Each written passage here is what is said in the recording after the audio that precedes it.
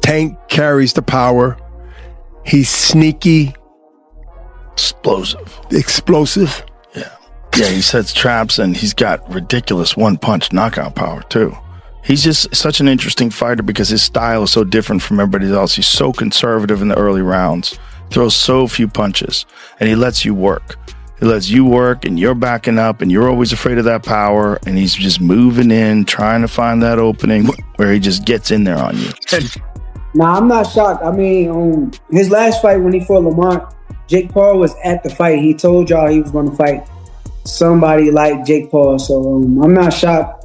It don't surprise me. So prior to his bout with Gervonta Davis, Joe Rogan has given Jake Paul a severe warning.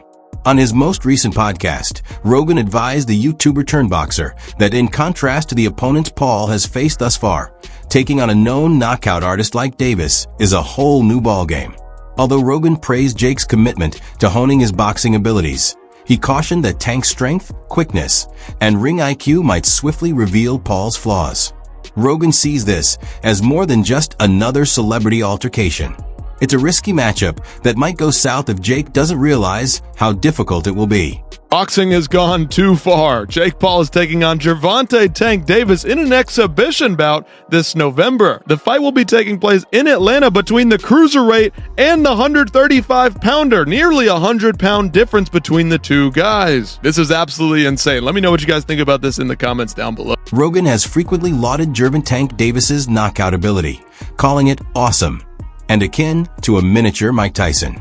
In their analysis of Davis's 7th-round knockout of Ryan Garcia, Rogan and comedian Ali Suddy highlighted Davis's remarkable power production in spite of his small stature. It's crazy that nothing special about the way he looks physically, Rogan said, emphasizing Davis's capacity for deceit. Additionally, he highlighted Davis's violent fighting style, which heightens his scary. Gervonta fan. I think that guy's so unusual. Yeah. His style's so unusual, and it's like patience. Yes. Yeah. The Leo Santa Cruz fight was really something for me because Leo Santa Cruz is a technician. He's great, Mexican style, but he's also a technician. And that fight was very close before Tank stopped him. Yeah. But he has that power that can end it. Well, he finds these openings and he sees them, but he doesn't go after them right away. He waits for the right time. He's so patient. Right. Like when you watch the early rounds of his fights, he's like at a world champions that are competing today at the highest level. He probably has the lowest punch count in the early rounds. Yeah. Because he just wait, but he also knows he's got that nuclear option that if he can fucking crack you, most likely he's going to take you out. He's got massive confidence in that. I like watching someone who's exceptional at it. Where it's just like the technique is so dialed in. Yeah. You know, there's guys that like Gervonta Davis is like that. Their technique's so dialed in that when you watch them uncork, it's like, oh my God, the efficiency of it. And so I was just a giant fan of the guy. I just loved as a person who like really enjoyed technique. I like watching someone who's exceptional. Rogan has given Jake Paul a lot of credit for his success in the boxing ring, despite his belief that he is not prepared to take on professional boxers like Tank Davis. He called Paul's strategy in a celebrity-driven sport genius, acknowledging that Paul is a legitimate boxer who earns large salaries while still displaying true boxing prowess. Rogan has admitted that Paul has shown that he is more than simply a YouTuber, exhibiting genuine talent, ring smarts, and a talent for self-promotion that keeps him competitive in the boxing world. However, Rogan maintains realism about the spectacle of Paul's battles. But is this Logan Paul? Is he a legitimate boxer? A legitimate boxer, yes. People mocked me when I was saying that before, but now I think people are coming around. And the way I look at it, I say, if this kid was not a YouTuber, if he wasn't some guy that you knew from the time he was like 16 years old on YouTube, and you just saw him box, and you saw him knock out former UFC champions, you saw him beat legitimate boxers, or beat athletes and beat a bunch of MMA fighters, you'd go, this kid can fucking fight. He knows how to fight. Like nothing he's doing looks wrong. He's not like sticking his head straight up in the air and winging punches with his eyes closed. He's fighting well. He looks good. And if he was just an up and coming boxer that was this exciting, like highly promotable, like really good at selling fights, you'd be like, this kid's the future. He's really something special. If Jake Paul wasn't Jake Paul, if he wasn't this YouTube guy. He was just a boxer.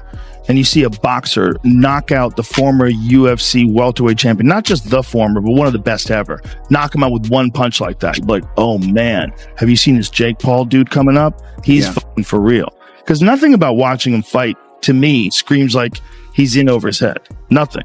He looks like a real boxer. The fighter's physical contrast is a major factor in the fight's attraction. Paul, who weighs about 199 pounds and is 6 feet 1 inch, competes in the cruiserweight class.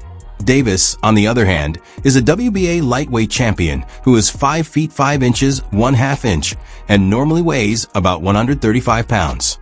The match's safety and fairness have been questioned in light of the 60-pound weight discrepancy. Both boxers have consented to the showcase in spite of the reservations, with Paul allegedly agreeing to reduce his weight to 195 pounds in order to increase the fight's level of competition. Jake Paul versus Gervonta Davis is official. A lightweight takes on a heavyweight, a bit insane, a big size difference, but also a speed difference. I want to talk about this fight, get my picks and predictions for how it's going to play out, and basically just let's run it. So the only combat sports fight I can think of off the top of my head that was similar in the size disparity is Buckley versus Rizabuyov. Now look at these guys. Buckley is 5'6", I believe 5'7". Rizabuyov is 6'5". It just looks ridiculous. And Jake Paul, it says 6'1", but I think he's more like 6'2". He's a big fucking dude, 76-inch reach. Well, Gervonta's only 5'5", with a 9-inch reach disadvantage on Jake Paul. 9-inch reach. You're having a laugh, bud. But she's not all about size, boys. As Buckley showed against Rizabuyov, speed is a factor, and these little guys can move.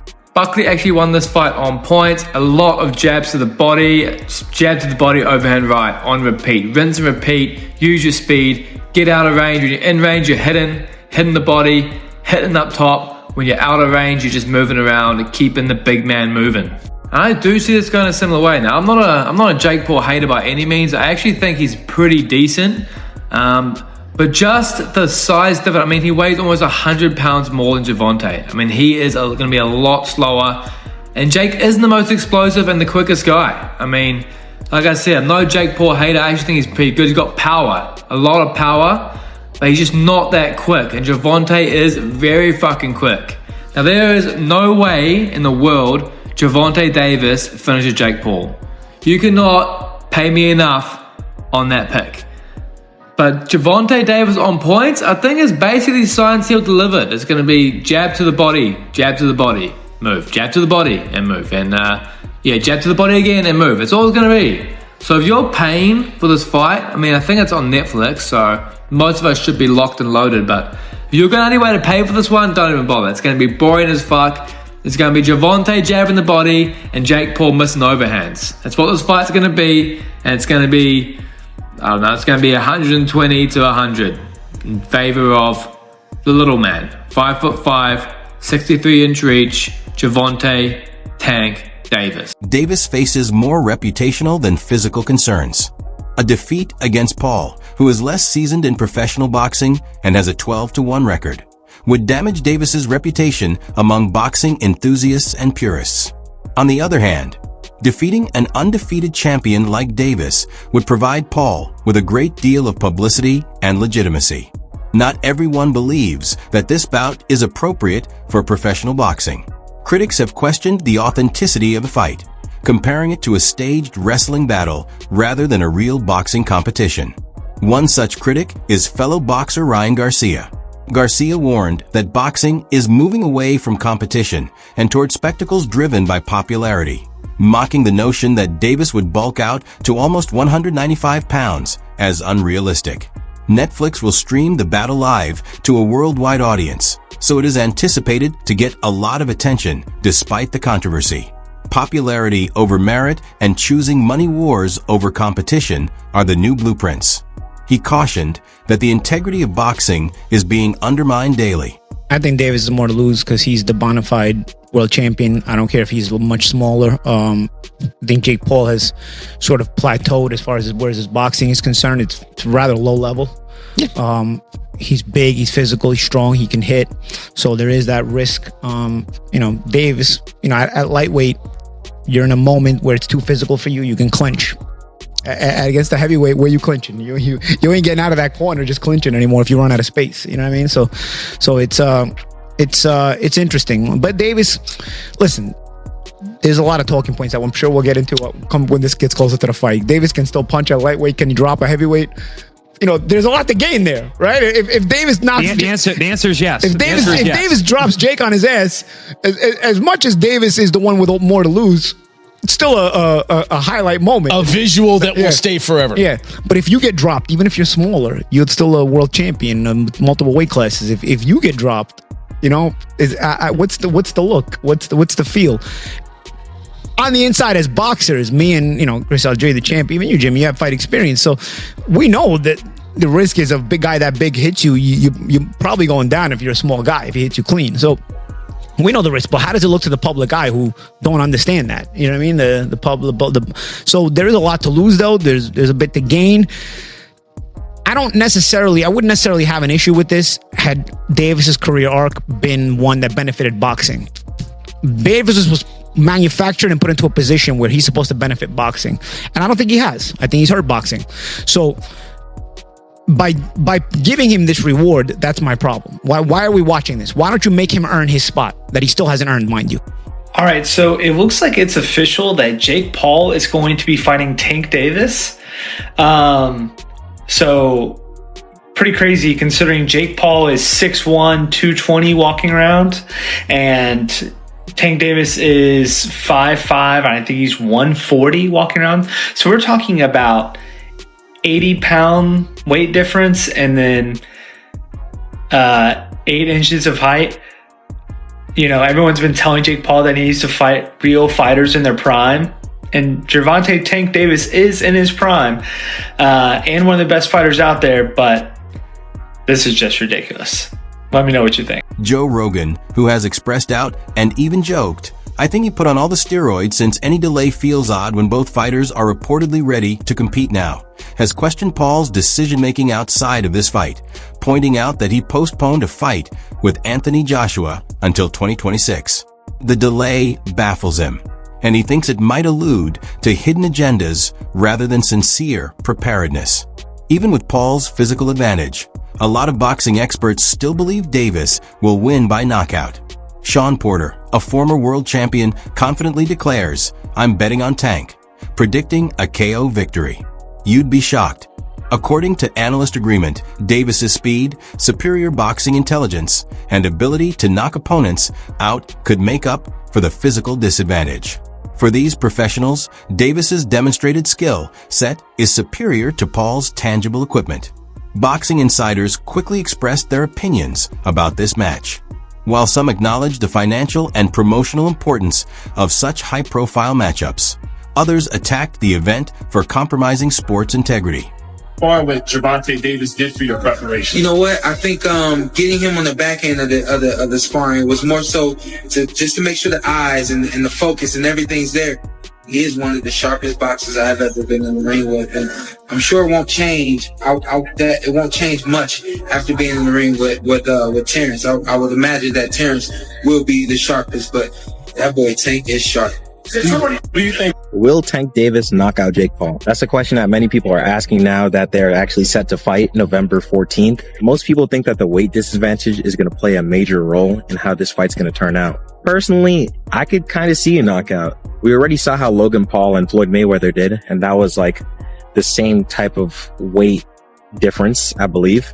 Also, on top of that, any punch could be a knockout shot. It just has to be placed well with time, and we know that Tank has explosiveness and amazing timing and accuracy. So at the end of the day, it's always possible. But do I think that's going to happen? Probably not. I think it's just going to be another Jake Paul decision fest match. I don't think that anything super exciting is going to happen, but it is kind of interesting to think about. Let me know what you think in the comments below. If you do fight, what weight would it be at? 195. It would be an exhibition. Okay, so it was going to be an exhibition, not sanctioned, but no restrictions. You could knock each other out and shit like that. It was going to be at a catch weight of 195 pounds, 10 rounds, 3 minutes. I've been trying to figure this out. Why was I a Tank hater for wanting to see Tank go up 5 pounds to get some smoke with like Teofimo Lopez or something. I just wanted to see him go up 5 pounds and fight Teofimo Lopez. And all of you are saying, you want Tank hurt, Showbiz. You a hater. You want him hurt. Then I'm convinced, okay, he's too small, but he can fight Jake at 195.